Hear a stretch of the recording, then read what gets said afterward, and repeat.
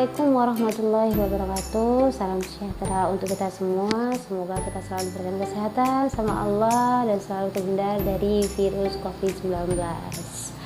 Perkenalkan, nama saya Ayu. Saya guru produktif akuntansi dan juga mengampu mapel PKK dan kewirausahaan di SMK Muhammadiyah 1. Hai Rek, apa kabar? Samen udah bosen tadi rumah. Nah, gak usah bosen ya, kita belajar bareng-bareng. Kita belajar daring saja, stay di rumah, jaga kesehatan, jaga kebersihan, agar kita bisa memutus mata rantai seperti himbauan para pemerintah. Nah, video kali ini dibuat untuk pembelajaran daring kelas 11 akuntansi SMK Muhammadiyah 1 Gresik, mata pelajaran PKK dan KWU dengan materi strategi pemasaran untuk pebisnis pemula. Nah, sebelumnya saya mau tanya kepada anak-anak, tahu nggak sih apa sih strategi pemasaran itu? Strategi pemasaran itu yaitu upaya untuk memasarkan produk baik barang maupun jasa agar omset kita itu bisa naik, bisa tinggi dengan teknik atau cara tertentu. Nah, kenapa strategi pemasaran itu sangat dibutuhkan oleh sebuah usaha ketika kita berwirausaha? Karena strategi pemasaran itu nanti akan mempengaruhi keberlangsungan bisnis kita. Apabila strateginya nggak matang, nggak kelak dan nggak bagus, itu nanti akan membuat kacau gitu ketika sudah berada di pertengahan. Dan ini kenapa strategi itu selalu dipentingkan, karena untuk meminimalisir kegagalan dalam berwirausaha seperti itu. Nah, setelah saya rangkum, saya baca dari berbagai macam sumber, saya simpulkan saja, saya memiliki 6 strategi pemasaran untuk usaha baru pebisnis pemula. Nah, saya rasa anak-anak kelas 11 akuntansi itu kalau dilihat dari status WA-nya tuh udah pada pintar, jago-jago banget bisnisnya, udah pintar berjualan. Dan itu bagus sekali untuk memanfaatkan ketika kita di rumah, sekarang kan di lockdown ya, jadi kita memanfaatkan waktu kita sembari belajar, sembari juga kita menghasilkan pundi-pundi rupiah agar kita tidak sambat lagi kalau misalnya, Bu, kok daring lagi, Bu, kok harus download lagi, pulsanya nggak ada, Bu, kuotanya habis. Nah, maka dari itu solusinya adalah kita harus bisa berbisnis biar kita nggak minta lagi sama orang tua, seperti itu. Nah, untuk pemula saya punya 6 strategi pemasarannya. Yang pertama adalah kenali produk kalian dulu. Nah, kalian tuh harus mengenali produk kalian dulu. Misalnya kalian mau menjual alat kecantikan atau produk kecantikan, maka kalian harus bisa promosi tentang kandungannya, herbalnya aman apa enggak, betul apa enggak. Jangan sampai nanti ketika sampean berjualan ternyata produknya ilegal, itu nggak boleh. Nah, dan jangan sampai juga nanti ketika sampean berjualan itu produknya dapat merusak kulit misalnya, seperti itu kita hindari hal-hal yang semacam itu ya. Kemudian kalau misalnya kita produknya jasa misalnya seperti itu, kita buka servis. Kalau anak TKR mungkin buka servis. Teori oke, bagus, kita bisa. Prakteknya pun kita juga harus menguasai. Jangan sampai kita tidak bisa menguasai jasa kita. Kita udah masang tuh, bisa servis motor misalnya gitu, bisa dibongkar tapi nggak bisa mengembalikan seperti semula, bahkan malah merusak. Itu jangan sampai seperti itu ya. Jadi kita harus mengenali dulu. Kemudian memilih lokasi pemasaran. Nah, kita harus punya target marketnya, atau namanya konsumen tertarget kalau saya bilangnya gitu. Misalnya kalau kita mau buka usaha fotokopi gitu ya, biasa kan itu.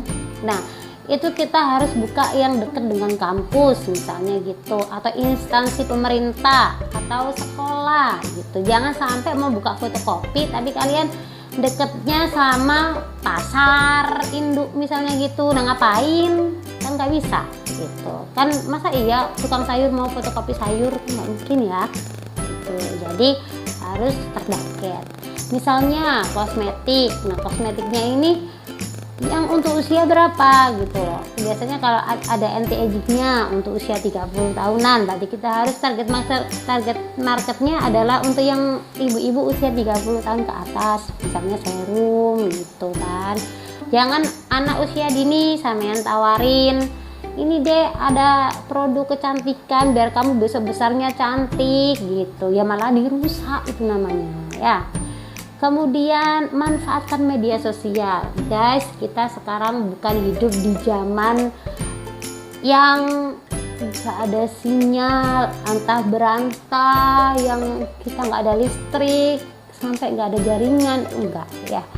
Kita hidup di zaman yang udah 4.0, yang udah canggih, yang satu HP aja itu bisa berbagai macam isinya gitu ya. Udah banyak, ada media sosial. Nah, media sosial itu kita juga harus memanfaatkan. Ada IG, ada WhatsApp, ada Facebook, bahkan YouTube itu juga bisa untuk kita mempromosikan dagangan kita gitu ya. Line misalnya, Google Business ya, itu bisa dimanfaatkan semua.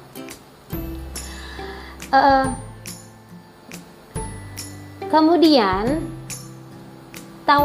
buat penawaran produk yang unik, misalnya beli 2 gratis 1 promo. Nah, itu bisa kita bikin promo yang unik. Misalnya beli 1 gratis 1 atau diskon 90%, itu yang biasanya saya suka misalnya gitu ya. Biasanya ibu-ibu kan suka yang diskon gitu ya, potongan-potongan. Yang penting jangan dipotong barangnya, nanti katanya diskon 50% tapi krimnya dikurek 50% doang yang dikasih. Jangan seperti itu ya.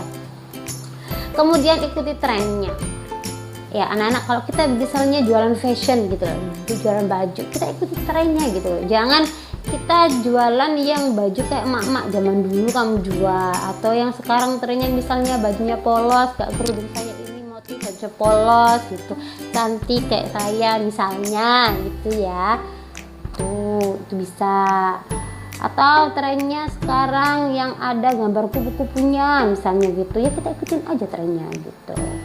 Inovasi lah misalnya gitu. Kalau makanan misalnya kita jualan pisang gitu ya, jangan godo-gedang doang yang kau jual gitu loh ya. Godo-gedang kau kasih gelas lah, kau kasih topping apa yang menarik gitu. Kalau godo-gedang doang ya di warung harga 500, kau jual 5.000, dikeplakin orang kau ya gitu ya.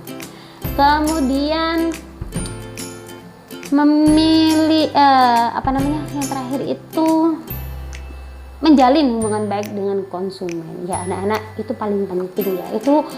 Itu yang banyak sekali seller atau penjual itu lupa kalau kita itu harus menjaga hubungan baik dengan konsumen. Kenapa lupa? Kadang itu kalau kita udah dibeli, udah nggak bilang terima kasih, udah nggak bilang gimana rasanya. Misalnya kalau kita jual makanan, terus gimana mbak, komplain apa atau bagaimana lah, itu salah sebenarnya. Sebagai seller kita tuh harus memberikan perhatian lebih sama pembeli kita gitu loh. Misalnya dengan cara nge-like statusnya atau komen statusnya gitu, biar orang yang pernah beli kita itu inget terus gitu loh. Oh iya, saya pernah beli di mbak itu gitu, nanti beli lagi dia. Nah, kalau misalnya konsumen kamu yang pernah beli di kamu bikin status minta doakan saja diaminin gitu. Kita kasih perhatian lebih lah, jangan dicuekin. Apalagi kamu marah-marah sama dia, di komen marah-marah, diapain marah-marah lah. Kalau marah-marah terus dia takut mau beli lagi gitu.